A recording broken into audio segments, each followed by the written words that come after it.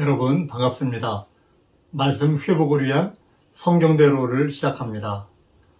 제가 성경대로 이렇게 말씀드리잖아요. 여러분 이 땅에 교파가 굉장히 많습니다. 그런데 성경을 우리가 한 권을 모두가 읽고 그 하나님 말씀을 믿고 있잖아요.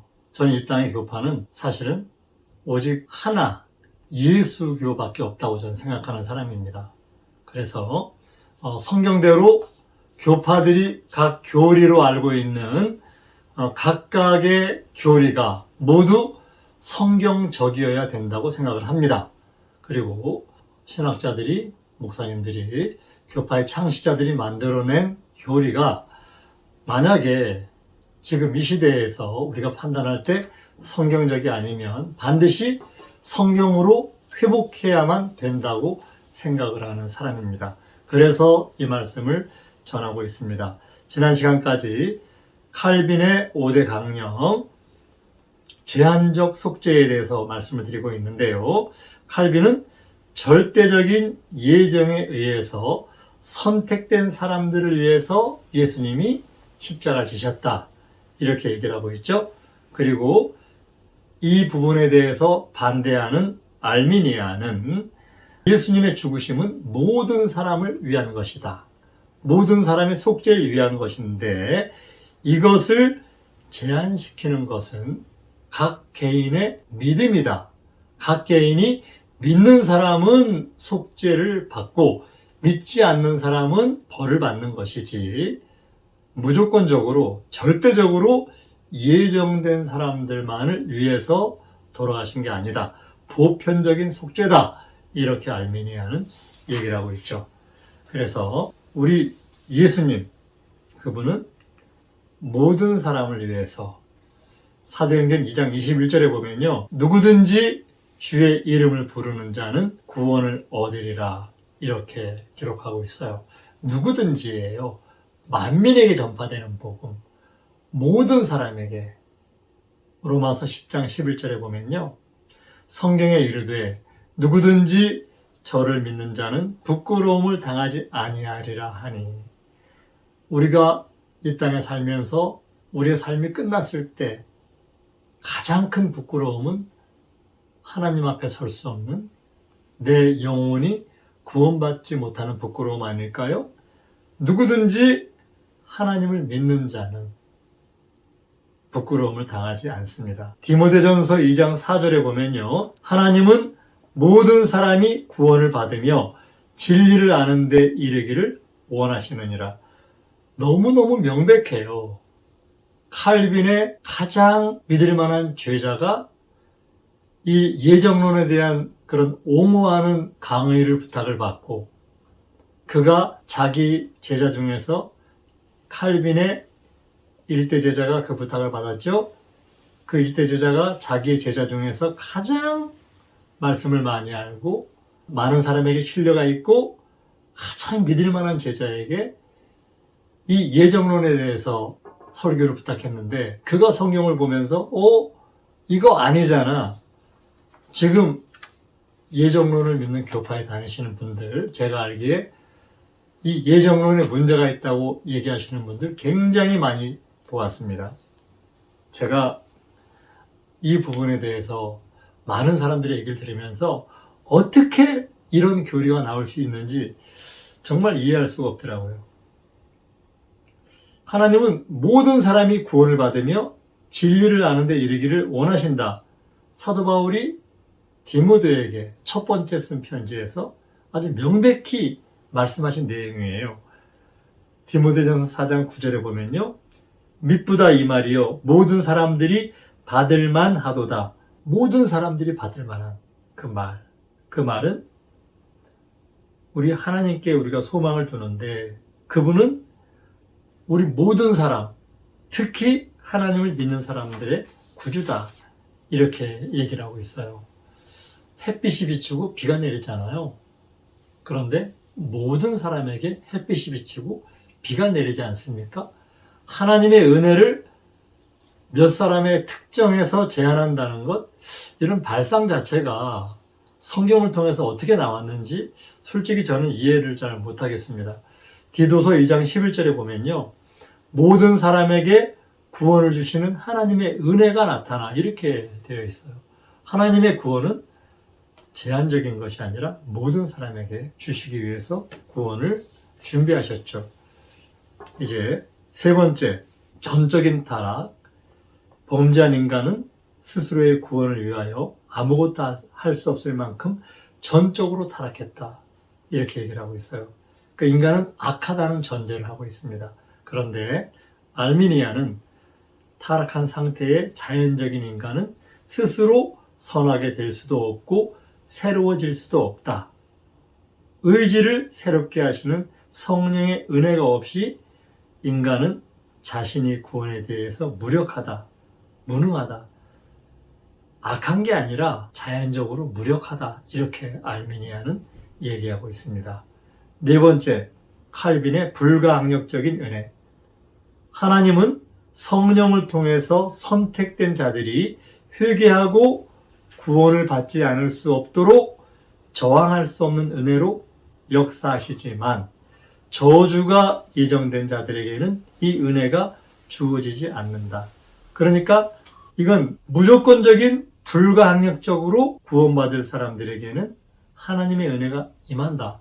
그리고 저주받을 자들, 멸망받을 자들에게는 이 은혜가 임하지 않는다. 이렇게 지금 얘기하고 있어요. 알미니아는 뭐라고 얘기했는가 하면 하나님의 은혜가 선행됨이 없이는 인간의 구원은 시작될 수도 없고 진행될 수도 보존될 수도 없다. 그러나 구원에 필요한 하나님의 은혜는 인간의 악한 의지에 의하여 거부될 수 있다. 저항이 가능한 은혜. 하나님의 은혜는 인간의 믿음에 의해서, 인간의 그 의지에 의해서 내가 받아들이지 않으면 거부할 수 있다. 이렇게 얘기를 하고 있습니다. 다섯 번째, 칼빈은 무조건적인 구원받는다. 궁극적인 견인, 이 부분을 얘기하고 있는데요. 불가항력적인 은혜로 믿음을 가지게 된 사람은 결코 상실되지 않으며 끝까지 보존된다. 그러니까 불가항력적인 은혜로 선택된 사람은, 그런 사람은 그 은혜를 절대로 상실하지 않고 끝까지 보존한다. 이게 칼빈의 궁극적인 견인이에요. 그런데 알미니아는 조건적인 견인을 얘기하고 있는데요. 하나님의 은혜는 사람을 죄와 유혹에서 능히 지키시고 보존해 주시지만 이 은혜가 상실되지 않는다는 것은 아직 성경에 의해서 증명되지 않았다. 이렇게 얘기를 하고 있어요. 하나님은 죄의 유혹에서 우리를 구원해 주시고 지켜주신다. 그런데 이 은혜를 상실하지 않는다는 것은 성경을 통해서 증명할 수 없다. 이렇게 얘기를 하고 있거든요. 이 부분에 대해서 한번 성경을 보도록 하겠습니다. 우리는 이 땅에서 하나님을 믿고 구원에 들어갔잖아요. 히브리서 6장 4절에 보면요. 한 번 비춤을 얻고 하늘의 은사를 맛보고 성령에 참여한 바 되고 하나님의 선한 말씀과 내세의 능력을 맛보고 타락한 자들은 다시 새롭게 하여 회개할 수 없다. 이렇게 명백하게 성경에서 얘기하고 있어요. 여러분들은 칼빈의 교리를 따르시든지 하나님 말씀을 따르시든지 여러분 자유입니다. 어떤 걸 믿든지 상관이 없습니다. 제가 어떤 사람에게 얘기를 들었는데요. 칼빈의 예정론을 강하게 가르치는 교회를 출석하던 어떤 사람이 다른 교회로 옮겨갔대요. 같은 교파래요. 그런데 옮겨갔는데 그 옮겨간 교회의 목사님은 예정론에 대해서 상당히 부정적인 분. 우리가 구원받은 사람도 죄를 지으면 지옥 간다. 이렇게 가르치신다는 거예요. 결국은 그 교회를 나가다가 너무 부담스러워서 멀지만 예전에 한 번 구원은 영원한 구원이라고 예정론을 가르치시던 그 옛날 교회 목사님에게로 돌아갔대요. 너무 부담스러워서. 자신은 지금 인간적으로 자신을 돌아보면 너무 하나님 앞에 잘못하는 게 많고 죄 짓는 게 많은데 너무 부담스러운 거예요. 한번 은혜 안에 들어갔다가 죄지면 타락하면 지옥 간다고 하니까 이게 부담스러워서 다시 돌아갔다는 거예요.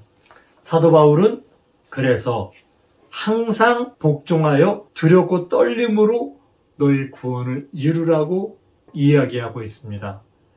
사도 바울 같은 큰 놀라운 믿음을 갖고 있는 사람, 그의 고백을 한번 들어볼까요?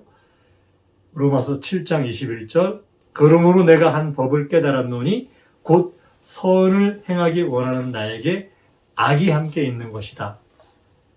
내 속사람으로는 하나님의 법을 즐거워하되 내 지체 속에서 한 다른 법이 내 마음의 법과 싸워 내 지체 속에 있는 죄의 법 아래로 나를 사로잡아 오는 것을 보는도다.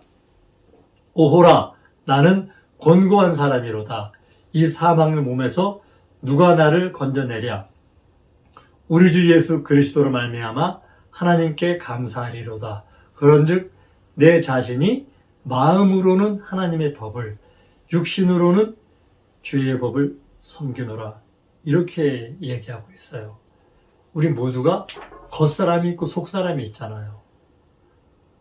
우리 마음으로, 속사람으로는 하나님의 법을 따르고 싶은데 내 육체가 내 속사람의 하나님의 법을 따르고자 하는 마음을 이길 때가 많잖아요. 많은 사람들이 자기 육신의 정욕, 안목의 정욕, 이생의 자랑이 내 속사람의 원하는 것을 이기는 그런 상황을 많이 겪는다고 저는 생각을 합니다. 내 지체 속에 그 죄의 법이 내 마음의 법과 싸워서 이기는 거예요. 그래서 우리는 이 땅에 살면서 항상 사망의 몸에서 우리 살고 있잖아요. 이거 이겨야 되잖아요. 한 번 구원이 영원한 구원이라고 하면 이런 거 왜 고민을 해야 되나요? 하나님이 결국은 긍극적으로 나를 견인해 주실 텐데, 긍극적으로 나를 구원해 주실 텐데 왜 사망의 몸에 있으면서 내가 하나님 앞에 늘 두렵고 떨림으로 기도하고 죄의 법과 싸워서 이기기 위해서 왜 노력을 해야 되나요? 우리 마음속에는 하나님의 법을 따르고자 하는 그런 속사람의 소원이 있고요. 죄의 법을 섬기고자 하는 내 육신의 그 소원이 있잖아요. 이 두 개가 항상 싸우잖아요. 여러분 그런 거 못 느끼십니까? 이 땅을 살아가면서 하나님의 법과 세상의 법, 육신의 법이 얼마나 많은 충돌을 합니까?